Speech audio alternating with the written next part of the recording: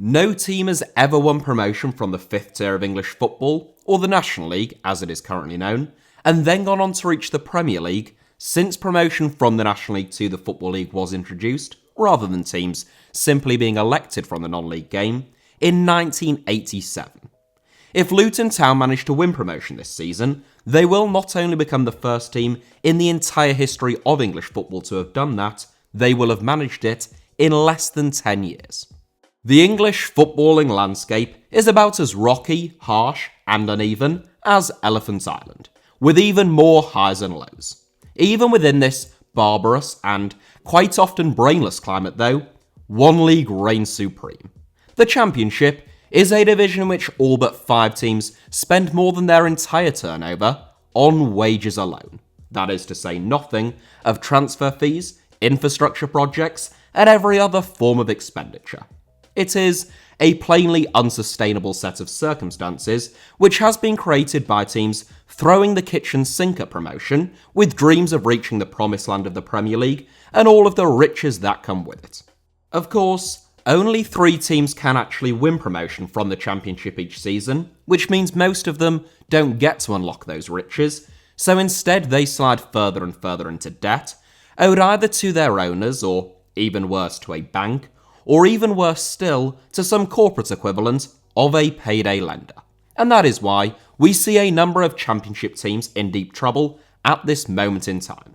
Derby County are the most notable example, having been docked 21 points this season and currently in administration, owing more than £60 million. But they are far from alone when it comes to English football's house of cards.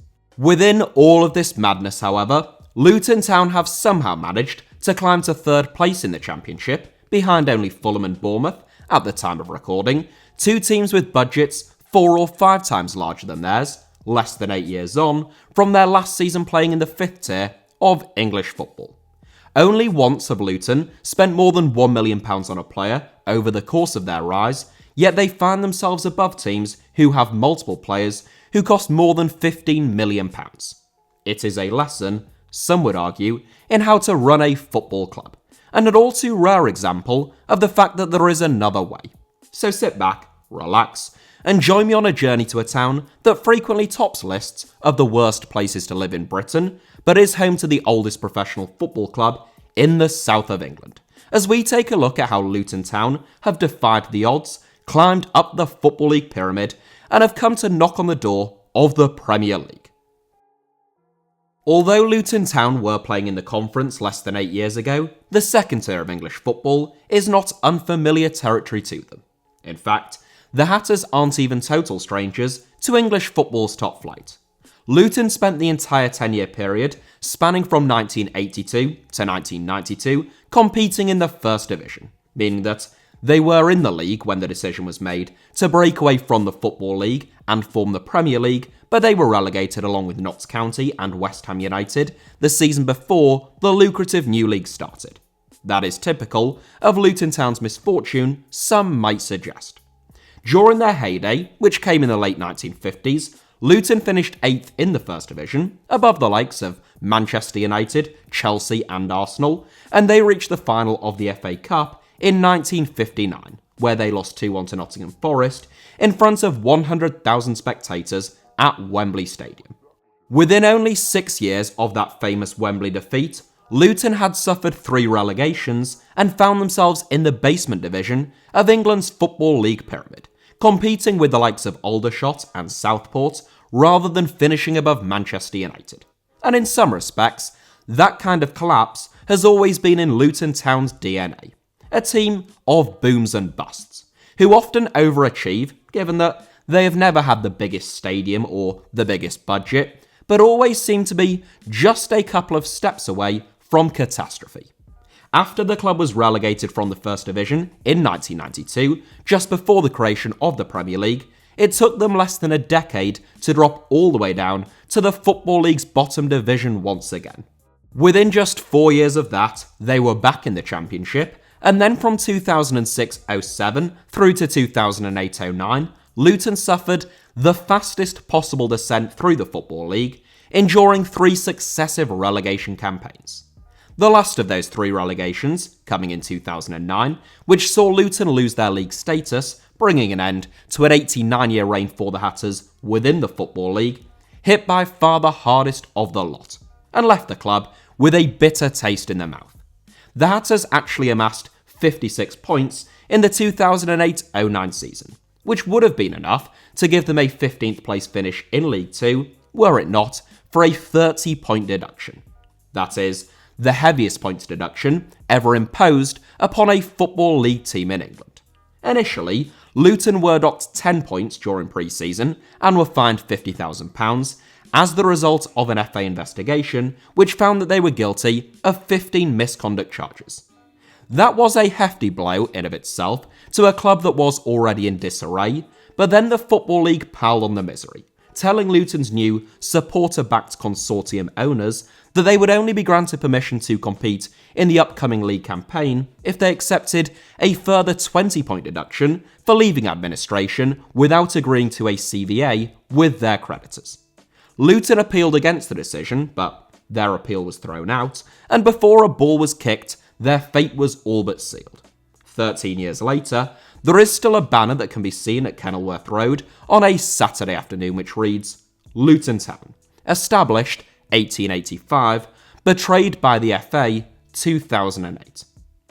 Luton fans felt as though an example was being made of them, but instead of wallowing in despair and letting that sense of injustice eat away at them, they harnessed those grievances, channeling that sentiment to create a real siege mentality and a close bond between everyone at the club, which has galvanised and spurred them on ever since.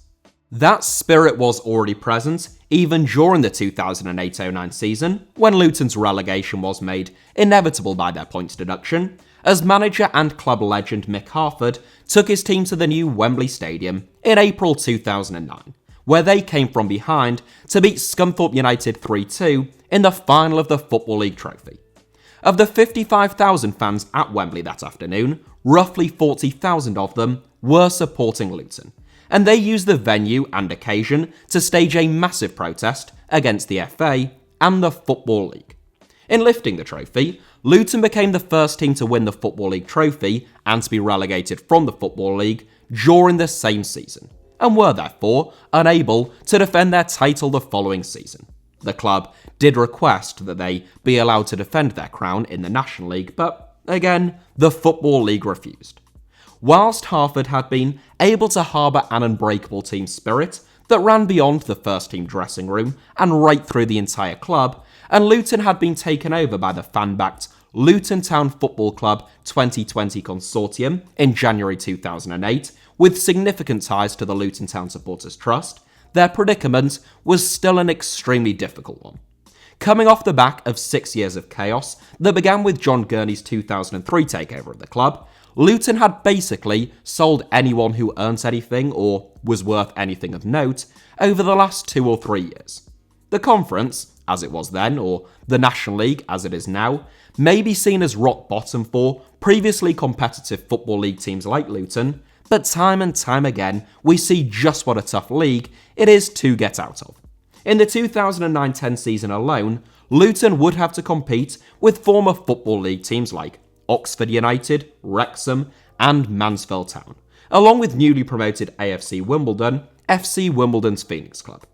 Wrexham have been stuck in the conference for 14 years now. It took Lincoln City and Grimsby Town 6 seasons to get back into the Football League, and Grimsby have since dropped back out again. Meanwhile, for Cambridge United, who competed alongside Luton in the 1992-93 First Division campaign, were stuck in the conference for 9 years. What's more, a number of former Football League teams, such as Stockport County for example, who were relegated from League 2 in 2011 and within 2 years found themselves competing in the National League North, go to show that the 5th tier, quite literally, is not rock bottom. And that is to say nothing of teams who dropped out of the league and then just went bust. So Luton knew that it would be tough, and so it proved. Following relegation, 10 players departed on free transfers, meanwhile 19 came in, all but one of them either on a free or on a loan deal. A run of 3 defeats in the space of 5 games in September, given the expectations Luton had put on themselves, saw Mick Harford lose his job. What makes the National League, or the Conference, such a difficult division to get out of is the fact that there aren't just lots of very professional and competitive clubs vying for promotion, there are only 2 promotion places available to the 24 clubs. Only the title winners are guaranteed promotion, with the other promotion place decided via the playoffs. Luton finished as conference runners-up during their debut campaign, but lost 2-0 to York City in the playoff semi-finals. This would become a bit of a recurring theme for the Hatters, who finished in the playoffs but ultimately could not win the playoffs in each of their first 3 seasons in the conference.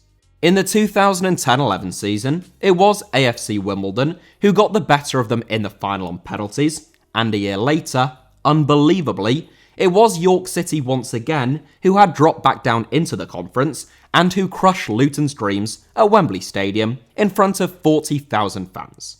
As with the Football League Trophy final, it should be said, around 30,000 of those fans were supporting the team in orange, but this time they would leave Wembley Way feeling disappointed. Following 3 failed playoff campaigns, the 2012-13 season was a concerning one for Luton, as they slipped to 7th place, finishing 13 points off the playoffs. In February 2013, manager Paul Buckle was sacked, and Dagenham and Redbridge boss John Still left the League Two side to drop into the conference with Luton. Still was, at the time of his departure, the longest-serving manager in the Football League. But following 9 years at the club, he felt undermined when the Dagenham board sold striker Dwight Gale to Peterborough United without his permission. Still is a man who deserves immense credit when it comes to the rise of Luton Town. At a time when the club could be seen as stagnating a little, he implemented a complete overhaul of the first team squad and of their methods. During the closed season, he released 12 players and signed 11 new ones.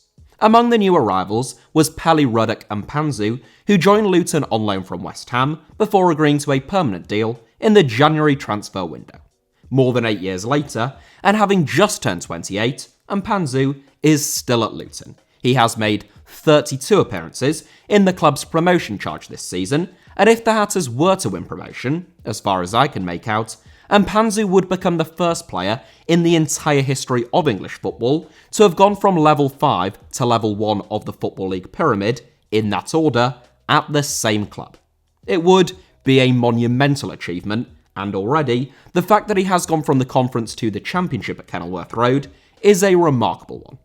The John Still revolution worked, and striker Andre Gray scored 30 goals as Luton avoided their old nemesis, the playoffs, and instead romped to the league title, amassing an enormous 101 points, almost 20 clear of league runners-up Cambridge United. It brought an end to a 5-year stay in non-league football, and it also made John Still the first manager to have taken 3 different teams out of the non-league game, and he described it as the most remarkable season ever. Luton were dealt a pretty major blow following promotion when striker Andre Gray departed for Brentford. For Still, it was an all too familiar tale of losing his star centre-forward, but it was, in fact, evidence that the Luton model was working. The club's owners, Luton Town Football Club 2020 Limited, were adamant that Luton would never again fall into the kind of trouble that led to their demise during the 2000s. That meant a sharp focus on models of sustainability, meaning the occasional player sale was to be inevitable. It also meant that strong attendances and fan buy-in was essential. When the Luton Town Football Club 2020 Limited Consortium acquired Luton in January 2008, they did so with the blessing of the Luton Town Supporters Trust, who also own 50,000 shares in the club. In addition to their ownership stake, the Supporters Trust also holds a veto power over any major changes to the club's identity. Key to Luton's strategy moving forward would be to bring on board as many local people as possible and to feel a real sense of pride and community about their local football club. Luton is a town which has attracted plenty of unwanted media attention surrounding extremists of all stripes. The radical Islamist group, Islam for UK, led by the later jailed hate preacher Anjem Chowdhury, had active cells in Luton and staged a number of controversial rallies and protests in the town. One such protest in Luton in 2009, staged against British soldiers, led to the creation of the far-right English Defence League led by Stephen Yaxley-Lennon, who is better known in Britain by the alias Tommy Robinson. I don't want to get too tied up within the weeds of Luton's various strains of extremism, whether that be Islamo-fascists or just straight up old-fashioned fascists, but over the years, there have been times when Luton Town has been associated with more hard-right and particularly anti-Muslim views, such as those espoused by the EDL. Tommy Robinson was a member of Luton's hooligan firm, known as the MIGs, which stands for Men in Gear, and even authored 2 books about his experiences with the group, alongside such noted titles as Enemy of the State and Muhammad's Quran, Why Muslims Kill for Islam. Although these associations tainted Luton from the outside, and certainly those fringes did exist at the football club, they did not resonate with the experiences of the average Luton Town fan. Nonetheless, it turned a lot of South Asians in particular, and others no doubt, away from the club. Over 20% of Luton's population is of either Pakistani or Bangladeshi descent. There could not be a Luton Town football club which claimed to represent the local community without those groups. So Luton's new owners sought to rid the club of their associations, or perceived associations at the very least, with the far right and with hooliganism. In 2014, the club launched a new campaign named From Headscarves to Football Scarves, which was a scheme intended to make women of South Asian descent feel more welcome at games. Kick It Out described the campaign as being a success, and encouraged other clubs to follow in Luton's footsteps. And not since 2018, when CEO Gary Sweet told a small pocket of supporters to stop chanting Tommy Robinson's name at games, has the club made headlines for all of the wrong reasons. While some clubs see their support dwindle following relegation from the Football League, Luton had a higher average attendance in the conference in the 2013-14 season than they had 6 years earlier playing in League One, and their attendances during their first season back in League Two eclipsed those of their last season in the Championship. During their first season back in the Football League, despite losing Andre Gray to Brentford and attempting to replace him from within, Luton enjoyed a terrific first half of the season. On Christmas Day, they were third in League Two, 2 points off the top of the table, and even by the middle of February, they were still in the hunt for an automatic promotion place, just 1 point behind Wycombe Wanderers in third. Then came a run of 7 successive defeats, which scuppered Luton's hopes of achieving back-to-back promotions to League One, and Still's men carried that poor form into the following campaign. In December of 2015 then, a year on from being in an automatic promotion spot, Luton found themselves 17th in the League Two table, and manager John Still, who still has the honorary freedom of the Borough of Luton, was unfortunately sacked. In his place, Luton appointed Nathan Jones, who had previously been signed by Luton as a player under David Pleat in 1995, but never actually played for the club. Jones had no previous experience in first-team management, other than having briefly acted as a caretaker boss at Brighton and Hove Albion in 2014, and he was employed by the Seagulls as a first-team coach when he was approached by Luton. As soon as Jones arrived, Luton started winning games again, and they ended the season up in 11th place. Over the summer, just as John Still had done, Jones put his own mark on proceedings. There was no ambiguity about Jones's ambitions. It was promotion, and his recruitment reflected that fact, as the former Brighton coach targeted experienced players with League Two promotions already on their CV. In his first summer in charge, Jones brought in Danny Hilton from Oxford United, who scored 27 goals in his debut campaign, as Luton finished 4th in League Two, 1 place off automatic promotion, before losing to Blackpool in the playoff semi-finals. Mark Cullen, who Luton had sold to Blackpool for over £200,000 the previous season, scored a hat-trick in the first leg. The following summer, Jones signed James Collins from Crawley Town. He would score 20 goals in his first season as Luton won promotion from League Two, 25 goals in his second season as Luton won the League One title, and 14 goals in his first season in the Championship. That makes things sound awfully simple when, in reality of course, they weren't. Just as Luton looked to be on course for back-to-back promotions from League Two to the Championship, Nathan Jones left the club to replace Gary Rowett at Stoke City. Stoke had underachieved since dropping into the Championship, with one of the best squads, on paper at least, in the entire division. And no doubt Jones saw it not only as a hefty pay rise for himself, but also a chance to take them up and manage in the Premier League. Luton appointed Mick Harford, or Mr. Luton Town I suppose, I should be calling him at this stage, as his replacement, in the hope that he could come in, steady the ship, and keep Luton on track for promotion. He did just that, as Luton were crowned champions of League One, but the Championship would prove to be by far the toughest test yet for both Nathan Jones and for Luton Town. Jones won just 3 of Stoke's last 21 games of the season, finishing 16th, and after that run was extended to only 5 wins in 35 games at the start of the following season, he was rather unceremoniously dismissed in November of 2019. Luton, meanwhile, not only decided to replicate their strategy of appointing a manager with no previous first-team managerial experience, which had worked out so well for them last time out, they also decided to replicate appointing someone with the surname Jones, as Graham Jones, who had been out of work since losing his job as Darren Moore's assistant manager at West Brom, was handed the top job.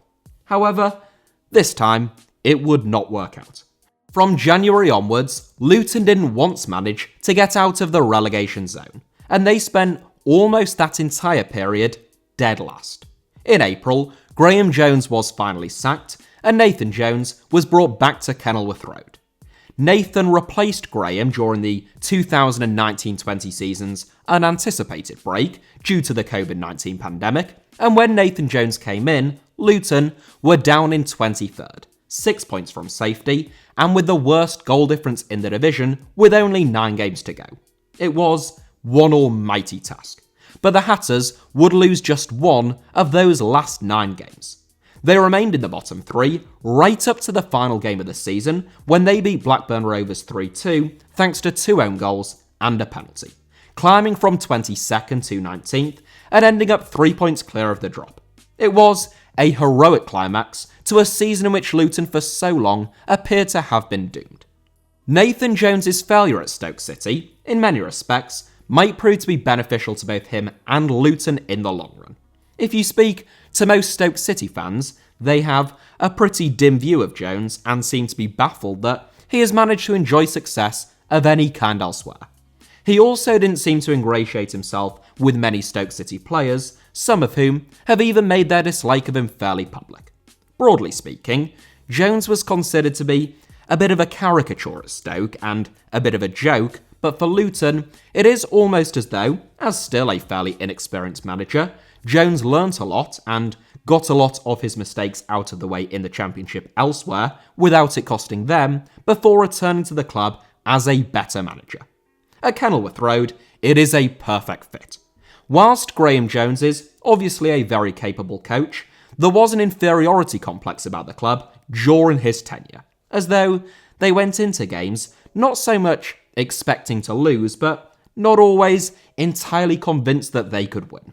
A 7-0 defeat to Brentford early on during his reign perhaps didn't help. Luton are a small club, by most metrics, in the Championship these days. But under Nathan Jones, they've beaten the likes of Norwich, Bournemouth and West Brom, and they led twice against Chelsea before narrowly losing 3-2 in the FA Cup earlier this season.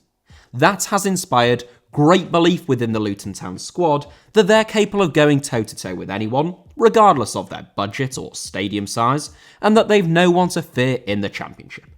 Just as important as his man management has been Luton's recruitment ever since their demise in the late 2000s.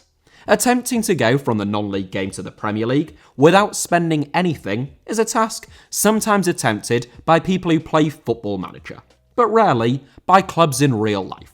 Luton have utilised free transfers and loan deals expertly. At the big clubs, where they have such large academies, there are always some real gems among their cast-offs every season, and Luton have found a useful habit of identifying some of the best among them. Then you have players like James Bree, who would have been way out of Luton's budget back when he joined Aston Villa for a reported fee of £3 million, said to be earning in excess of £10,000 a week. However, having played only 21 league games in 3 seasons at Villa Park, and having struggled to make a real impression there, Luton were able to sign Bree on a permanent basis. How much he cost was never actually disclosed, but some sources suggest that he may even have arrived on a free, just with favourable future bonuses and sell-on fees for Villa. What unites almost all of Luton's signings is that they are players with fire in their belly, and a point to prove, and if they aren't, they're unlikely to stick around for long. Throw in the likes of Robert Snodgrass and Cameron Jerome, 2 players with promotions to and first-team football in the Premier League on their CVs, and Luton have a great blend of youth and experience, which is one of the ingredients that tends to unite every single team that has overachieved in the Championship over the years. Most importantly though, Luton tend to sign good, solid characters who will fit in to a really tightly knit squad, one which has evolved gradually rather than being completely overhauled ever since the club's success in League Two, meaning that ethos and even still some of that bitterness about 2009 lingers in the dressing room and permeates around the training ground, and drives the team on. Luton's only £1 million plus signing was the recruitment of Croatian goalkeeper Simon Sluga in the summer of 2019, after the club had won promotion to the Championship. Sluga set Luton back a reported club record £1.3 million fee, and after a really shaky start, during which time he dropped a handful of clangers, Sluga displayed his class at Kenilworth Road. He won the club's Player of the Season award last season before departing in the January window just gone to Ludogorets Razgrad in Bulgaria. Sluga had just 6 months remaining on his contract at Luton, but even still, the club still managed to get £500,000 for him, plus a string of clauses which mean that, should he play and impress in the Champions League, they could even end up turning a profit on him. Sluga was replaced by Jed Steer, but he suffered a nasty Achilles injury shortly after arriving in Bedfordshire on loan from Aston Villa, so James Shea, who has been with Luton since their days in League Two, now finds himself starting games at Kenilworth Road once again. Whilst Luton have spent next to nothing, they have a handful of notable departures. James Justin and Jack Stacey alone, the club's 2 most lucrative player sales, both of whom departed in the summer of 2019, and both of whom play primarily at right back, pocketed the Hatters more than £10 million. Earlier on in their rise, Luton sold the likes of Andre Gray, Mark Cullen, and Jack Marriott for substantial profits, at least for them at the time. Whilst accounts haven't yet been published for this season, Luton CEO Gary Sweet believes that the Hatters' wage budget ranks among the 3 lowest in the Championship, and he is certain that Luton have won the most points this season in the division in relation to pounds spent. It is a record that the club is rightly proud of. Luton have been playing their home games at Kenilworth Road since 1905, and whilst it is one of the most charming and distinctive stadiums in the top 2 tiers of English football, at least if you like old stadiums like I do, it isn't big enough to meet Luton's ambitions. There has been talk of a new stadium at Luton Town for as long as most Hatters fans can remember, but a myriad of seemingly ever more unrealistic projects failed to come to fruition. John Gurney, a businessman who was once arrested and charged with conspiring to import cocaine before being acquitted at trial, outlined his intention to build a Formula One track around a 50 to 70,000 seater stadium with a removable pitch, suspended by concrete stilts above the M1 motorway back when he bought the club in 2003. Within 55 days of becoming chairman, Luton were in administration. Now the plans are a little bit more modest, but also rather more realistic. And finally, it looks as though the Power Court, as it has been named, is actually going to be built. The planned 23,000 capacity ground, fit to host Premier League football, would be more than double the size of Luton's current stadium, and would massively increase their revenue potential. Clearly, there is a huge appetite for football in Luton, and the 9,931 spectators that the club has averaged over the course of this season is not only their highest average attendance since their last season in the top flight, back in 1991-92, it is also the highest attendance, as a percentage of a stadium's capacity, of any team in the Championship. The completion date for Power Court has been pushed back to 2024 at the earliest, and it is perhaps more likely to be 2025, which means that Kenilworth Road could well see Premier League football in its terraces, which are nestled nicely in between a set of terraced houses, before it is knocked down. Indeed, it could well see Premier League football next season. Luton have won more points in 2022 than any other team in either the Premier League or the Championship. The playoffs have been familiar foes for Luton, even over the course of their remarkable rise, but if they can win promotion, it would be one of the finest fairytale stories that English football has ever conjured up. However, and perhaps even more importantly, if Luton don't go up this season, unlike for many clubs in the Championship, it won't be the end of the world. Luton are way ahead of schedule. If they make the playoffs and get anywhere in them, that is just a bonus. As I said at the beginning of this video, Luton Town are a football club who have had good times and bad times. But even during the very best of times, such as the late 80s and early 90s, you felt as though that success was built on flimsy foundations. That is no longer the case. Luton's foundations are among the strongest in the Football League, and for a club whose crises appeared to be existential a little over a decade ago, that is more important than any promotion. So that is it for today's video, but I very much hope that you enjoyed it. Hit the like button if that was the case, let me know your thoughts down below in the comments, and make sure that you are subscribed and have notifications turned on, of course, for HITC Sevens. You can also find me, personally, on social media, on either Twitter or Instagram, or both, via the username @HITC Sevens on both, should you wish to do so.